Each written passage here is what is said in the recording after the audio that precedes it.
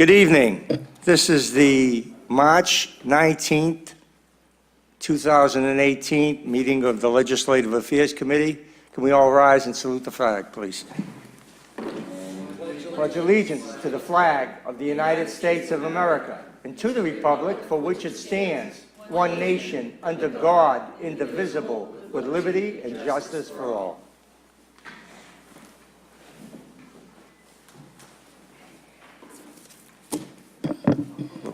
Roll call. Roll call of the subcommittee members. Councilor McKenna? Here. Here. Councilor Morabito? Here. Here. Councilor Patch is absent. Councilor Powers is absent. And Chairman Zimbudo. Here. Here, a quorum of the Legislative Affairs Committee is present. First item on the agenda is Council Order 18-011, an ordinance relative to abandoned bicycles. Can we have Mr. Morrow up here, please? Julie DeMauro, Healthy Community Initiatives Office. This is an ordinance for abandoned bicycles in preparation for the spring bike sharing program that will probably begin April 15th. We are hoping to have this on the books or in place before the bike service begins again in April. This is just to kind of create some order in terms of bikes being left and not picked up by the operating vendor. It also can apply to bikes that are privately owned by the citizens, but we're giving bike owners a 48-hour window. If the bike is not put back in operation, or if it's not picked up and it's not taken away, then the city has the right to pick up the bike and store it, and it will be stored by DPW. It's a $25 fee per day. At the end of the trial period for the bikes during the fall, when the ridership dipped, there was a lot of bikes not being picked up. They were just being left in front of people's homes.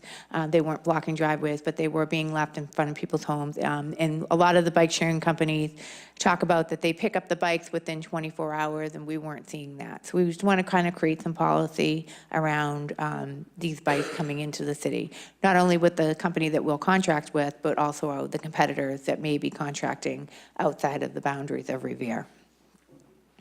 Anybody have any questions? Okay. Councilor Morabito. I have a bunch. I don't know if you want to, does anyone have a quick question? Okay, excellent. So I notice in the ordinance, it says one must show proof of identification to pick up their bike. What is the proof? So there's two means of proof. So if it's a bike share operator, whether it be a Lion bike, Ofo bike, all of their bikes have their own individual serial number. So that would be the proof for that. As terms for a privately owned bike owner, most of the bikes, I shouldn't say most, but a lot of the bikes are actually registered with the Revere Police Department. And it's a free service that the police department provides. And basically what it is, if you bring the bike to the police department, they will register the bike. They'll actually tag it underneath the bike. They'll put a sticker on there. That goes into a database, and the police have been able to return bikes to their rightful owners. If the bike should get lost or should get stolen, mostly if it gets stolen, they find the bike. What happens is when a bike gets stolen, it gets ridden someplace and then it gets dumped. And then the bike gets reported, and as long as it has that ticket underneath the bike, the police department can trace it back. We don't have anything for somebody who's just, I just locked my bike up and I left it there for 3 weeks. That's the only way. We would have to probably, we would have to come up with something specific for that. How many people even know that the police would do such a service? Is there a charge for this? It's free. I had no clue whatsoever. So they have registered, I think since they began, I think this is probably the 6th year in operation, maybe it's a little bit longer, but it's 1,000 bikes. Jerry Salvati and I, we actually go out to the parks during the summer lunch program, and we give out free helmets to kids that come to the parks on bikes. And then he also registers their bikes as well. So if parents come down with bikes, he'll register those bikes. But we are trying to publicize it a little bit more. We do it through the summer lunch program because we feel there's a lot of kids. They will ride their bikes down there, and we're able to register them right then and there and give out a helmet. Completely agree with creating awareness, because I can guarantee you if you speak to 10 people, probably less than 50% would know about it. He also does it during the National Night Out. He does register the bikes during National Night Out as well. Interesting. Now, how long will these bikes be kept in the DPW? How long will they be stored for? Well, if for as long, so it's $25 per day. So I would assume that if, like a Lime or an Ofo or Spin, any of those bike share operators, $25 per day, that bike isn't out making them money. So I'm sure it's probably not going to be kept for very long. I think all my questions are aimed toward The private citizen bikes. For as so- long as possible. We talked a little bit about auctioning off the bikes after a certain time, but then you get into some procurement Some issues. legality. So we would probably just keep them, maybe it may be something that we amend that, maybe after 6 months, maybe we sell the bikes, or we actually give the bikes away, or we maybe have a program with the high school where the kids can start to learn how to fix bikes. Because I'm sure a lot of times with abandoned bikes, when they're privately owned, the bikes don't work anymore. So maybe we look at, maybe kind of building some sort of stewardship with maybe with Seacoast or the high school itself, and kind of teaching kids how to fix bikes that are broken, and then maybe putting them back into circulation. Now, is there a set location? Where is the DPW going to store the bikes? Are they going to interfere with the the reconstruction of the DPW? So the superintendent of DPW and I have talked a lot about that. He had assured me that he felt as though they could still be stored down at the DPW yard, but he's not quite sure where. We would have to find a location for them. They may be able to be stored in the garages behind City Hall, behind us. I know they have had some stuff stored in there for a little while. I think we would just have to figure out, how long, how many bikes we're actually collecting within the 48-hour period. And we'll be working with 311 to the way that the shopping cart ordinance works right now. A lot of times they get a report, 311 gets a report that a shopping cart has been abandoned. They will actually call, Stop and Shop marshals, whoever owns the cart, and then they have their people go pick it up. So we've already talked to the 311 department to have them kind of be on board with this as well. So if they get a call, more than likely they will call the operator. If it is a private bike, it'll probably get called, probably get a call to the police to make sure it's not already in their database. If it's not, then it would be picked up. Yeah, that's my issue with this. Most people probably do not know that they can register their bike. We have to create awareness. I just feel $25 per day is hefty for a private citizen, because say if a little kid is riding his bike and someone steals it, or, they're looking for it, there's no way of you contacting that person.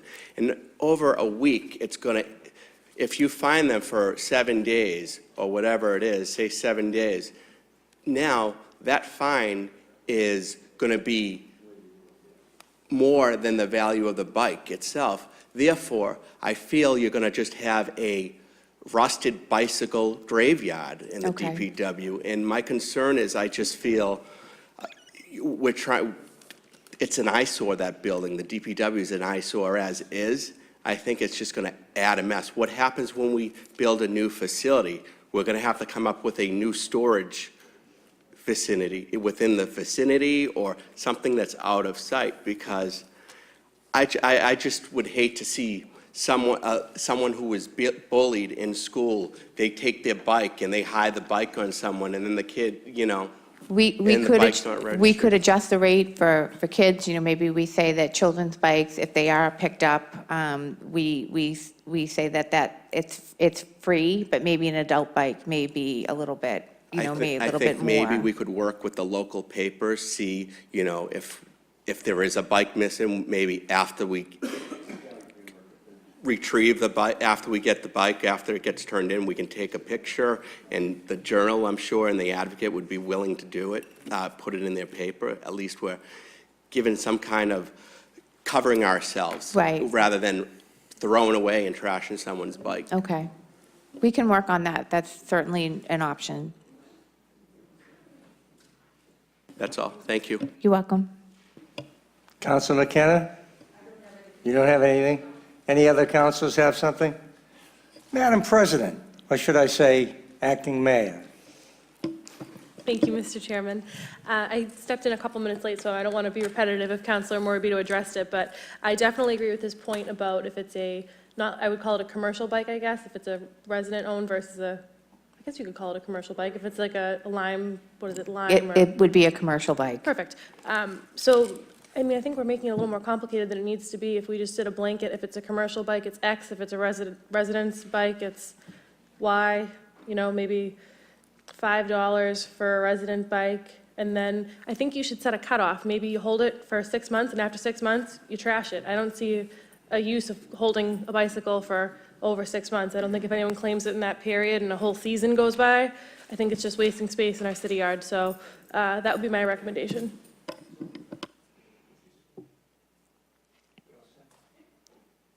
Council Novoselsky. Thank you, Mr. Chairman. Julie, I know you've been working on this for a long time, and you know I have concerns about it. I know you do. Yeah. We talked about OFO last year. I thought when I called them, or when they got a call from me or a text, they were down within 2 hours to pick it up. And I never had any problems, and I always kept close with them. And I probably would do the same thing with any other company that come in. But I did notice, I even know there's one floating around right now, down by the Garfield There's School. one at the high school actually There's one down floating in around. Garfield in and now somebody's there's one- yard. Okay. Somebody's yard, because I saw it through the broken fence. But, so, I can't totally go against OFO themselves through my views. Other people may have those, but if nobody called things in, they wouldn't know. But as far as, we know the commercial bikes are ID'd because they have a serial number on them, and they have the barcode in the back. But how would we ID when they register the bikes for the kids and the parents with the Office of Savati? How do they ID what's the ID in the bike? So it's actually a white sticker that goes underneath the bike that he puts on. And what he does is he actually takes down the serial number, the make and model of that bike, and the owner's name and a contact number. So that sticker, actually, that number of that sticker gets put on that person's bicycle registration. So even if the sticker gets ripped off, they have the serial number of the bike. So say if my bike got stolen, it's a Mongoose, and I said, I have a black Mongoose, and I have it, and it is registered with the police department. He could look it up and based off of my name, and then look for the serial number. Now, if the bike shows up and the white ticket is gone, he still has the serial number, the make and the model, because all the bikes have different serial numbers off of that one lot. So he would be able to track me back down that way. So there's several ways to do it. Even if that ticket has been ripped off, they would still be able to track the bike through the serial number that they record off of the bike itself. Okay. I still have, as Council Morabito stated, I still have a huge concern about DPW picking them up and storing them. And I know what happened with the shopping carts, and that program just didn't work, because when they picked them up, they used to keep them at the yard. Now, I remember Stop and Shop had so many shopping carts down there, they owed $3,000. And I remember Mayor Ambrosino, had a little leniency, and he made him pay $1,500 for it, but he put that money into either the Christmas decoration account or something that would work with the city rather into the general fund. So, I still have that concern about Public Works and where they're going to keep it. Now, you mentioned those garage bays that are in back. Now, those don't belong to us. But we have had stuff stored in there before. Right, we rented from the owner Okay. of the property down in the building next door. He owns those, and we rent them. We still rent a few now. And I remember when we took the police station down, there had to be 150 bikes in there. And they were there for years, How far back was that? Do you remember? just before the police station, when the old police Okay. station was taken down. So how many years is that? 6 or Is 7 it 10, years? 15? Okay. No, when they, Yeah. 10 years. Yeah, so, but there were all those bikes stored in there, and they ended up just throwing them out, because they had them for years and years, not just the 6 months. And I think 6 months is too long, honestly, that we should keep them, you know. Now, the shopping carts, we had trouble, we had to get rid of them, and we had trouble dumping them because they were metal and they were plastic. And we couldn't get a company to come, it wouldn't pay, it cost us money to get rid of that stuff. So one of the concerns that we saw on the western side of the city, you brought this up earlier, how you would call OFO and you would say, you know, have a bike here on Dehone Street and you called them a lot and they were like, oh, Ira called us again today. But most of the ridership for that bike sharing operator is actually from east of Broadway all the way down to the beach. So most of their staff focused on rebalancing those bikes on that side of the city every day. But in terms of, you know, Broadway to the west and over to by Griswold Field and North Revere, and myself included, there was many times when there would be bikes just sitting there for days on end. At one point, I had 6 bikes in front of my house, from my kids riding them home and then getting to where they needed to be someplace else.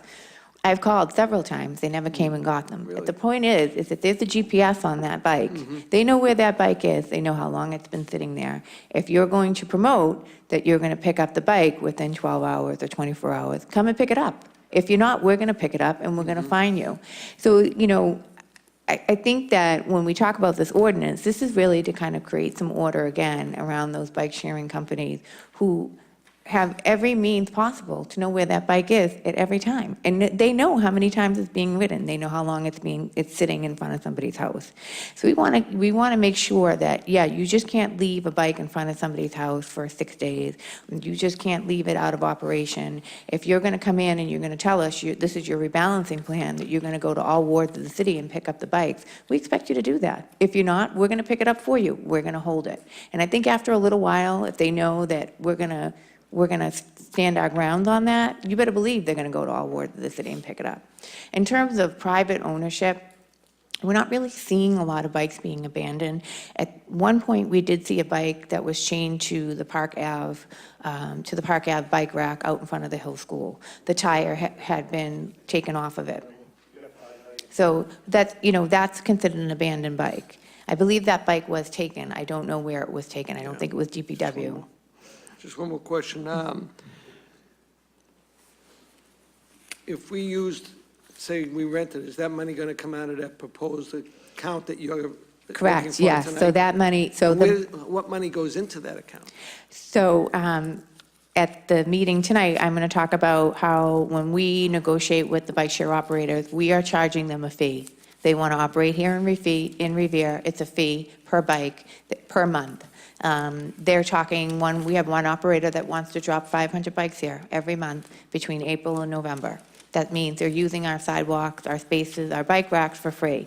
We're going to assess them a fee, the bicycle assessment fee. That will get paid, we're asking for the first 2 months up front, and then all of that money that we collect every month will go into that general fund. And it's specifically for bicycles. So it's, bike racks, bike striping, education, helmets, that type of stuff, signage, Up to $12,000. up to $12,000. Okay. And that's based on a 2-year income flow. That's not a 1 year, that's 2 years. We're not entertaining 500 bikes. We're looking at 300 for the first year because we need to make sure that they can deliver on their promise of being able to rebalance the bikes and redistribute the bikes throughout the operational period. Thank you, Mr. Chairman. Okay, I'm going to be real quick because we've got 4 more items to address. I don't have a problem charging Lime Bike or whoever these people are that are going to come, charging them $25 a day if they don't respond. It sounds like Ira got good response, but you didn't, so that's a problem. Maybe because he's more forceful, I don't know. Puts the fear of God into people. Anyways, bottom line is, I don't have a problem that, I do have a real problem charging citizens. I fear myself. I think we've got to have a lot more flexibility. I think the other thing we got to do is think about, are we going to rent a storage trailer or something, and do we have the space somewhere to put that, rather than rent a private garage from somebody? I'm not in favor of that. I think, we've got to, those are a couple of things we've got to clear up. I understand you need this quickly, but I think we need to clear up those, especially those two items, and then I'd be willing to have another meeting and pass this. Okay. But those are serious concerns. I don't want to see kids losing their bikes, because I know that's going to be a very small portion of this. This is about the commercial bikes. It would have been easier if we just left it as commercial bikes, but we didn't. So I want total flexibility for the private Yep. citizen, and I think we got to look into a storage trailer, something that's going to house these things, and it's, a one-time cost or whatever, and rather than rent from a private citizen and fill up a garage with bikes. I think that's crazy.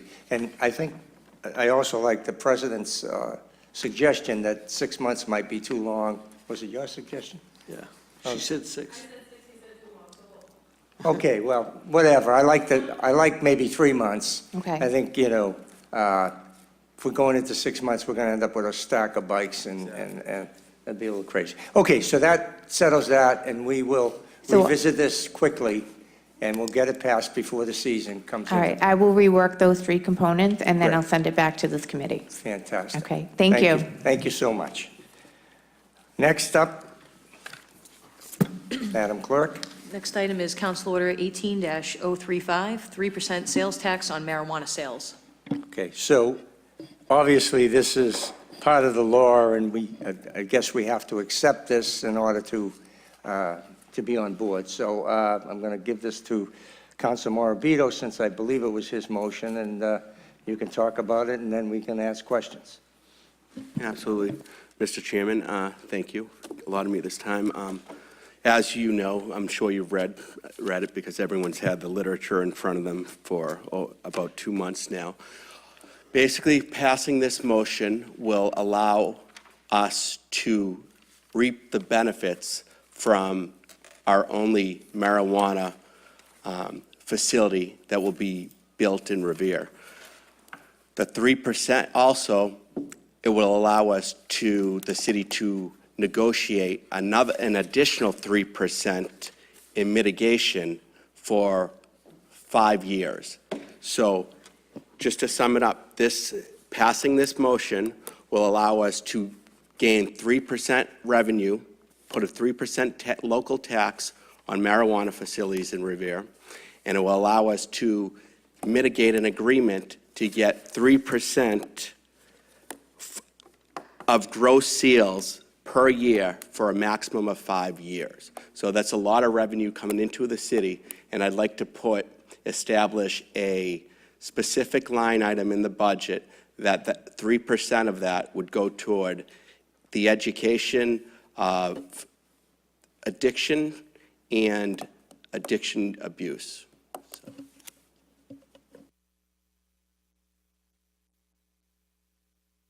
All set, Mr. Chairman.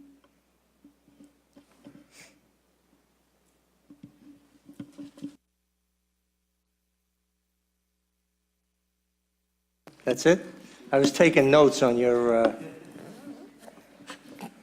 Council McKenna. Okay, Madam President. I just have one idea to throw out, and again, I don't know how the council feels about this, but it's just an idea. Do you think there's any way you could put an exemption for Revere residents? Because I feel like we're already taxing our residents so much with everything else they're paying. It might not be a bad idea to look at the option of, if you're a Revere resident, keeping them exempt from that tax. They're already dealing with all of the things that surround the facility, so I think putting an additional tax on them might not necessarily be a great idea. So I think it's something, maybe if it's going to be registered like a pharmacy, so what if you put an exemption in that if you're a Revere resident, you're exempt from this tax? So it's only affecting people that are coming into our city and using this facility and putting a burden on us. Mr. Chairman, I like the idea, but I think we need some kind of legal ruling on that. Before we jump in, I think it's a nice idea. I may be inclined to feel that way about medical marijuana. I'm not sure I could feel that way about recreational marijuana, no matter where you're from. But that's only my opinion. I think, obviously, if we get in this road, we got to get legal opinions on whether we can do this as part of the law. And I'm not sure, I know we can impose the 3% sales tax, and I'm not sure about the extra 3%. I think I have to learn more about the law than I know right now. However, I'm certainly in favor of the 3% sales tax on the marijuana.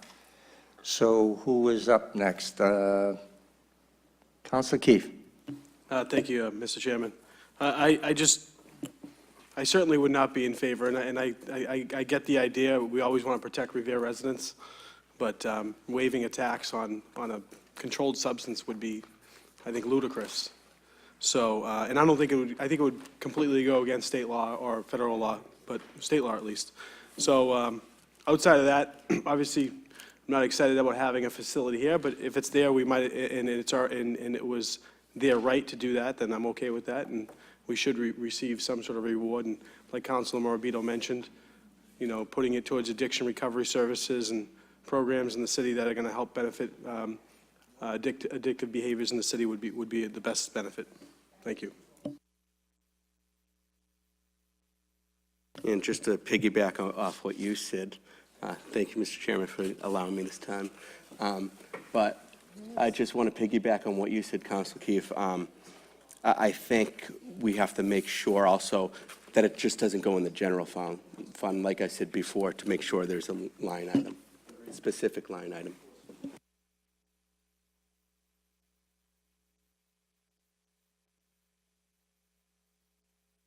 I was getting educated here on a couple of things I wasn't sure about.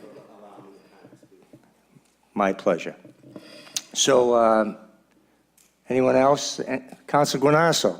Mr. Chairman, I'm not part of this committee, but I want to offer some advice. I think this, before we get into any discussions in terms of who we put the extra tax on, I think we should invite Paul, the Capizzi up here, city solicitor, to give us a ruling. And beforehand, we should give him a write-up as to what we're looking forward to and getting the ruling from, so we don't waste any time on this, and we get his opinion prior to his appearance before the subcommittee, and then we can go with an educated basis as to what our legal limits are in terms of any kind of imposing of any additional sales tax. This is a Thank you form for of a that. sales tax, so Thank you for that advice. thank you, Mr. Chairman. Anyone else? Councilor Morabito, you got something else? So I just wanted to speak on what Councilor Guanasso said. So the ordinance itself, everyone got a copy of the ordinance, and it literally reads exactly what we can and what we can't do. So all we're doing is adopting that law and putting that 3% in a specific fund when an establishment does come to fruition. I don't have a problem accepting the law. I do have a little problem with the vagueness of what we're saying, educational and addiction abuse, and it's a little vague. And I'd like that defined a little better. Does that sound unreasonable? Because I know there's, you know, I do a lot with people that are struggling with addictions, and I do a lot of work in that field, and I know that there are some places that are terrific, and there are some places that are a fraud.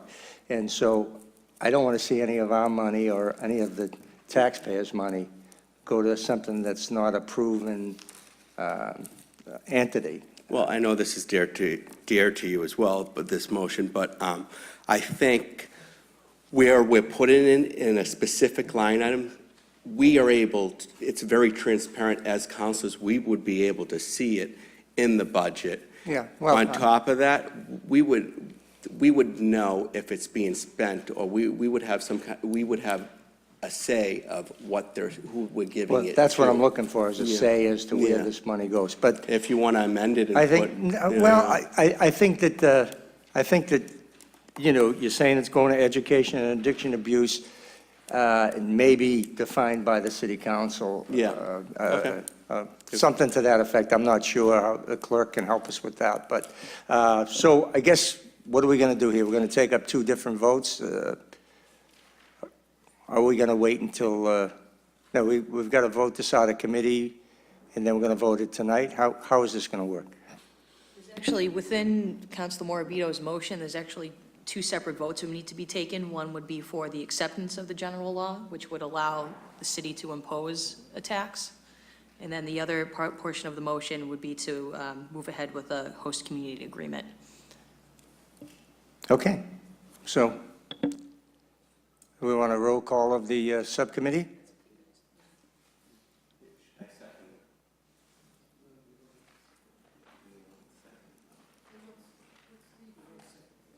What would you like to do? What's the will of the committee? Do we want to leave this in committee? Do we want to continue? What do we want to vote it out of committee tonight? Let's vote it out right now.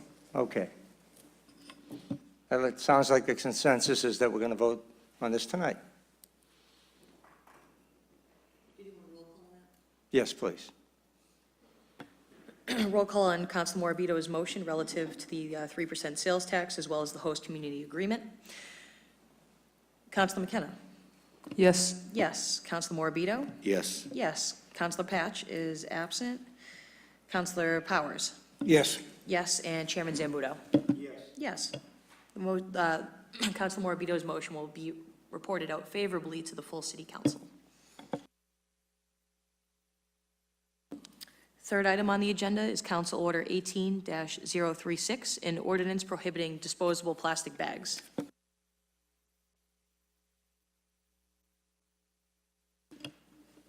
Councilor Guanasso, you got something? Councilor Powers, can you take over for me for a minute here? Thanks. You gotta go.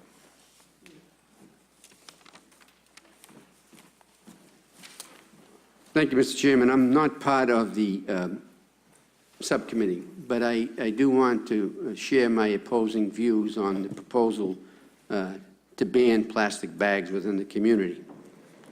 As recently as this past Sunday, there was an article in reference from the Boston Globe. City of Beverly is weighing out the options whether to go forward with a ban. And there was a very interesting comments on the no portion. I was a no person to begin with because I feel very strongly that there's a proliferation throughout our city with scratch tickets, nip bottles, all kinds of bottles, all milk bottles, plastic bottles, Coke bottles, everything that you could possibly imagine is littering our community, and why we see so fit to pick on plastic bags that serve a useful purpose to several of our community members is beyond me. But this individual who offered out a comment, and it struck very close with me because Beverly is a seafront city too, and this particular person enjoys the beachfront. And she says, I find plastic bottles, empty nips, forgotten beach toys, lost shoes, tennis balls that neither dog nor owner ever retrieve, discarded coffee cups, torn candy wrappers, unused plastic forks, knives, frayed rope, damaged fishing gear, and philanthropy of broken pieces of brightly colored plastic. So the point being, meaning that there are so many things littering our community and several other communities, such as ours. When we stop prohibiting everything, there'll be nothing for us to use. And I'm really concerned about that. And I took an objection to this based on the fact that, on our observation, I traverse Ward 3 on a daily basis, and I try to be as objective as possible about the needs of what's going on. I don't see that many plastic bags. I see millions of nips. I see millions of scratch tickets. I can't tell you the truckload that the DPW had to take off of the median strip at Patriot Parkway with nips.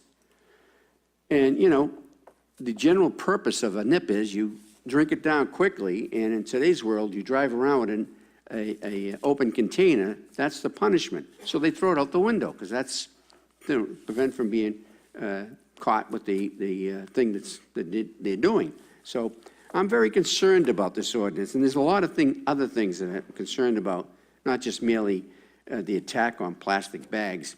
There's so many other things we should be focusing our attention on. And I know that, we would save the environment. We can save the environment with a lot of things, and we'd probably end up with nothing left.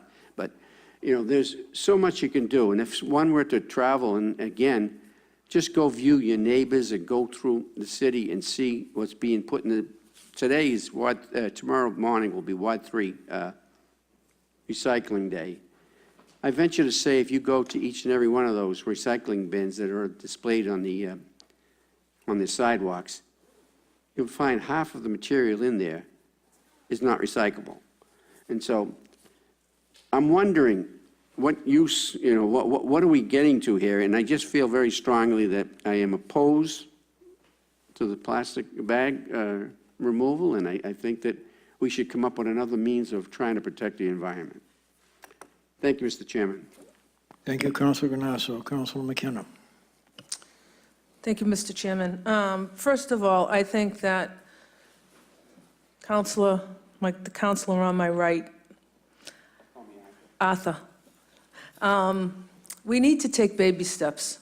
We need to start the ball rolling. We really do. And the first step is the legislation is now, they have a bill to eliminate NIPS. So that's the first thing. 62 cities have come out and banned plastic bags. We should be the 63rd city to do that. We should all be on board with this. I don't know where you're looking, Arthur, but I just came from my house, and in front of Shaw's, the new Shaw's site, there were 3 plastic bags in a tree, okay? I don't know where you're looking, but they're all over the place. They're littering. If you look at 500 yards, you'll probably see about 10 plastic bags. We have to start somewhere. And I just think you have a lot of grandkids. Don't you want to protect your grandkids from a clean environment instead of a dirty environment? So, I mean, I'm on board with this. I think it's necessary for the city. I think it would cut down the litter. It's good for the environment. I just think that there are things that we need to work on, especially to make senior citizens exempt from this, because if they can't afford to buy a bag, or we need to look at some of these provisions and see if we can solve them. But I'm on board with this. Thank you very much.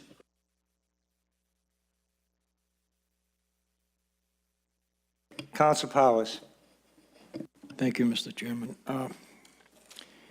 I have no problem with it, with one exception. I think we have to find a way to exempt our senior citizens, and I'll tell you why. I had a conversation the other evening at dinner with a senior citizen that frequents the center down there, the Cowan Center, every day. And his concern was the fact that if they start giving out paper bags, they get wet, they get in the rain or something like that, stuff falls out of them, falls through them, they don't hold together that well. So, and it's difficult for them to carry the bags. It's much easier to carry the plastic bag with the handles on it. So what I would like to see is, if we're going to do this at all, find a way that we can keep our senior citizens in line for the plastic bags, whether they be plastic, cloth, or whatever, distributed by the supermarkets. I think it would be a great idea for a Market Basket or Stop and Shop, some of these bigger chains, to give out a canvas bag or two to help the seniors get their groceries home, and also help themselves. They could advertise on it. So that's my only concern with this, Mr. Chairman. Thank you. Thank you, Council Powers. So another member of our committee has just arrived, Council Patch. You want to add anything to this plastic bag discussion? No, I'm all set, thanks. Okay, thank you. Madam President. Thank you, Mr. Chairman. I'm definitely in support of this ordinance. I think that it's a great first step in the right direction. The difference between the plastic bags that we're targeting in this ordinance and every other item that we've discussed is that these plastic bags are not recyclable. There's no purpose for this bag other than the single use that they're made for. There are plastic bags that are recyclable, and stores would be allowed to purchase those recyclable plastic bags and use them for people. They don't have to use a cloth bag. They don't have to use a paper bag. There are, if you've ever been to Price Right, they're a little bit of a thicker, they're 10 cents, durable bag. Stores can carry that bag instead, and they don't have to charge people for them. But if we don't put something in the motions, it doesn't make the stores do that. And my concern with this is it's an item that has absolutely no value in the universe. It's not recyclable, it's not biodegradable, it sits in landfills and exists. And having a landfill so near and dear to our marsh, we should know better than to allow items like this in our environment. If you look at our beaches, they're all over the beach. They're in trees, they're in sewers, they're up against all of the chainmail fences in the city. They're everywhere. You know, the state's taken a step against NIPS. We're putting a recyclable bottle deposit fee on them. We've taken that first step. Scratch tickets, you know, they're everywhere. I wish there was something we can do, even if the city put bins in front of certain, you know, convenience stores and something, but we're not there yet. We have to take baby steps somewhere, but I think that education's really important on this ordinance because we're not banning all plastic bags. We're banning a certain style of plastic bag that is non-recyclable, and that's a huge note. We're not trying to put a burden on anyone. We're not trying to say, you know, we want to make your life difficult and say you have to use a paper bag. But there are plastic bags that are manufactured that would not cost a store much more money that they could purchase, and it would be better for you because you could recycle it and reuse it rather than that Stop and Shop bag that you put a box of cereal in and the corner rips it and it's garbage anyway. So I think that it's a great first step. I think that if everyone has an open mind and just looks at all of the facets of it, it's a really good option. So keep your mind open. Let us know if you have questions. And I think for a small fee, those bags are like 99 cents each, or what supermarkets charge. So I'm sure we could have them made at half the cost if that's what they're selling them for. So I'm sure the city could even look at having some made and distributing them, and I don't think it would cost much money at all. So there are a lot of options. We got to keep our eyes open, and I look forward to working on this. Thank you. Can I? Before we go any further, I just want to say that I'm inclined to leave this in committee for a number of reasons. Number one, I want information from 32 communities telling me what the effects of their bans were. Was there price increases in the supermarkets? What were the benefits from stopping this? I want that kind of information before I'm going to take an educated vote on this, and I would hope that my colleagues feel the same way, because otherwise we're just rushing something through to feel good. And you know my position on these feel-good stuff. This may be a great motion. It may end up being a great thing, but I want the rest of the information before I take an informed vote. Now, I understand that the maker of this motion hasn't had a chance to speak, so Councilor Morabito. Thank you. You know, I sat back and I heard everyone's views. I can see everyone's point, but what it all comes down to, litter is a minute factor in all of this. It has to do the effects of the environment, how it hurts marine life, how bits and pieces of these particles are showing up in the ocean, and the fish that we eat are eating it, and it's just not healthy. It's not. No, it's not. I don't know. I haven't had one yet that I know of yet, but to shed light on the matter, I think this is definitely something we have to. I understand it's difficult when you're having some senior citizens complaining. I think we're in a position where people are so used to the norm. Grabbing the plastic bags, they're so convenient. But you know what? Someone mentioned earlier, they grab the bags and they grab a bag and it goes right through the bags, and then they ask for another bag. Now they have double bags. You know what some people do? They'll say, can I have double plastic, double paper? These stores can also get paper bags with handles. The paper bags have handles as well. And it's the store's option to get high-grade recyclable plastic as well, as Councilor Giannino said. So I think when all is said and done, I think we have all the information. So I'm ready to vote on this. Counselor Keefe. Thank you, Mr. Chairman.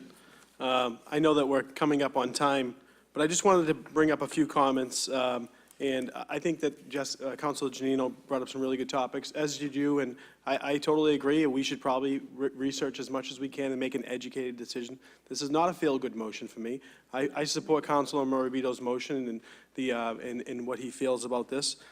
Councilor Guanasso has a very good argument as well, and he brought up the paper, and there was one that he only mentioned the no side. He didn't talk about the pro side, the yes. He didn't read those comments, of the very educated comments, but I understand Councilor Guanasso's feelings. He's trying to protect his residents as well. One of the few myths is, like Councilor Janino mentioned, is this doesn't mean that they have to purchase bags on their own. The stores, and they will, Market Basket, Stop and Shop, and any major retailer will provide bags. That's a guarantee, okay? They're not stupid. They would absolutely do it, and they'd be at a fraction of the cost to them. They would probably be a slightly, as I've mentioned before, I work in units that have these, have had to install this non-plastic bag and use paper bags, and it's costed us a minimal amount more, and the units have taken on that cost. It's part of doing business. But a couple of things is, like Councilor Guanasso mentioned, scratch tickets, soda cans, et cetera. We found a viable alternative to this plastic bag, and that's why I think it's important that we can utilize that viable alternative and potentially put this into place. The city is going to end up having to do it anyway because the state's going to do it. It's going to happen, just like the styrofoam and the coffee cups. Dunkin' Donuts just announced about a month ago they're switching to paper cups as well. Everyone's getting rid of the styrofoam. Eventually, everyone's going to get rid of these single-use plastic bags as well, because there's a viable alternative. I don't know if there's a viable alternative to the scratch ticket crisis, although that could be something that would be down the road, they discover a better paper to use or something that would biodegrade quicker. And then the other part is, this is just a really good first step. I'm not trying to push my will, and I don't think the council is trying to push our will on anyone, especially if it's an inconvenience to senior citizens. But there's a good option. They are seeing success in other municipalities across the country, not just in the Massachusetts. I think it's something we should definitely explore more. Thank you. Thank you, Counselor. Okay, here's the deal. We're running out of time for my committee here tonight, but that's not the reason I'm leaving this in committee. I'm leaving this in committee because I think we need more information on it. And I'm hoping that I have a unanimous vote on leaving it in committee, but if you'd rather vote against it, and do what you want. But it's my inclination to leave this in committee to get more information.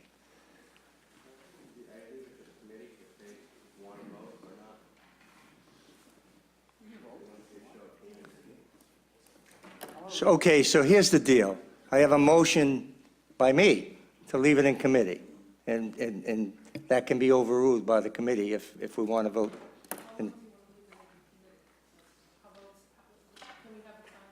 Well, yeah, we can have a time frame as soon as we can produce the information that I asked for, which is some data from the 32 communities. Everybody's talking about these wonderful 32 communities that start 62 communities, even better. So there's plenty of data out there. Let me see some of it. Okay, I haven't seen one. Mr. Chairman, I'll be happy to bring some of the next That's time you great. want to That's great. legislate. So I'm not we'll on the have committee. another committee meeting, and the proponents of this, and right now I'm not a proponent, but I can be convinced. So, I know my colleague to the right can't be, but that's okay. The bottom line is, I want to see the data, and so if you're advocating for this, I would suggest that you get me as much data as you can. I didn't know there were 62 communities. I'm sure the first one was Cambridge, but we'll go from there. Okay, so that stays in committee. We're going to leave the other two items in committee because we have a city council meeting that's going to start soon. I thank you all for your indulgence. That ends the subcommittee on legislative affairs. Thank you, Madam Clerk.